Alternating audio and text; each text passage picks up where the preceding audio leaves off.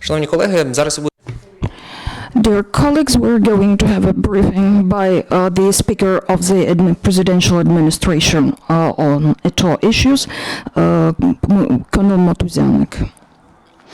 Hello, ladies and gentlemen.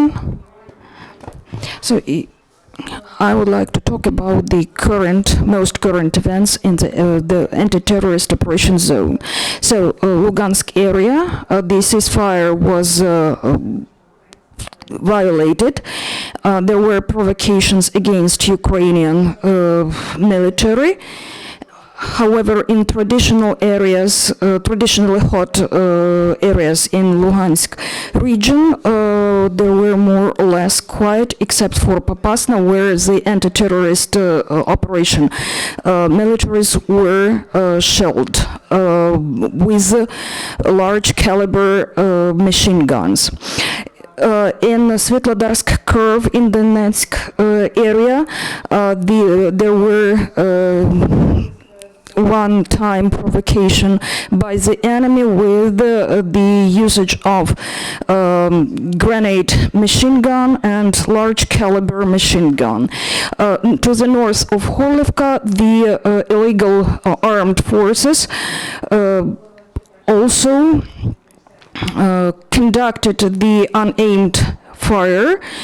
They were using the firearms and large caliber firearms. The most difficult situation were near Donetsk airport.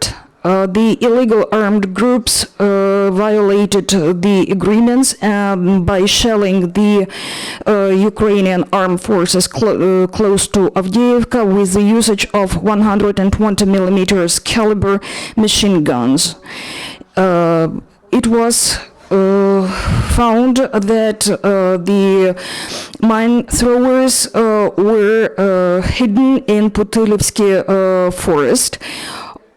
Altogether, there were one military died and 8 were wounded.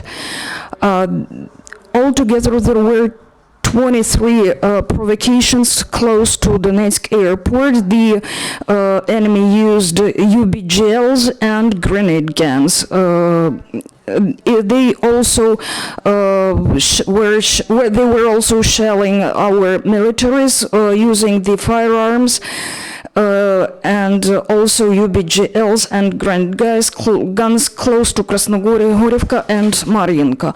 Moreover, there were firing. However, there were no victims, both among civil residents and our military. So here is the video.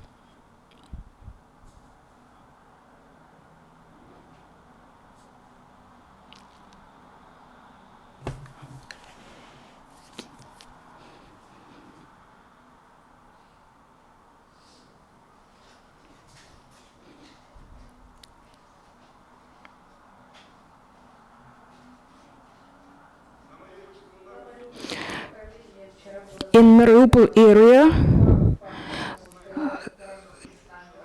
2 snipers' activities were fixed in the morning and at night.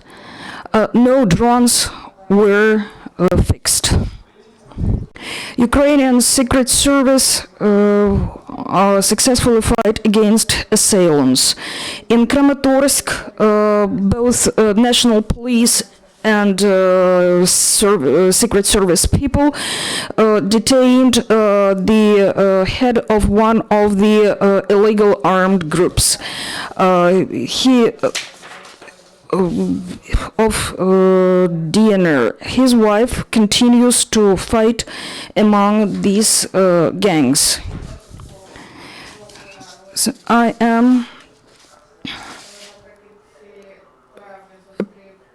So I was offered to join the DNR forces.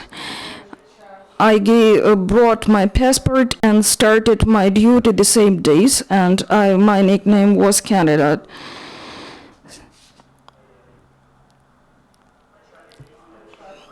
In early July, I finished my shift, I gave my uniforms and my armies and didn't return back. Then in November I went to Alchevsk, my wife joined me.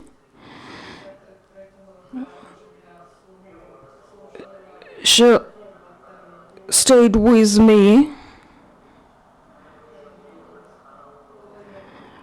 And when I was leaving for Belgrade, and she worked for DNR illegal group, and she worked as a telecommunication operator. So, and she participated in 3rd Brigade in early February. I was checked into the hospital. After that, I moved to Alchevsk and studied there.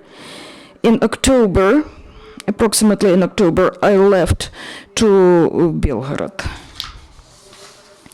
The Security Service of Ukraine also cured the hide of the, also found the hide of the firearms in the place of living of one of the members of Vostok gang. So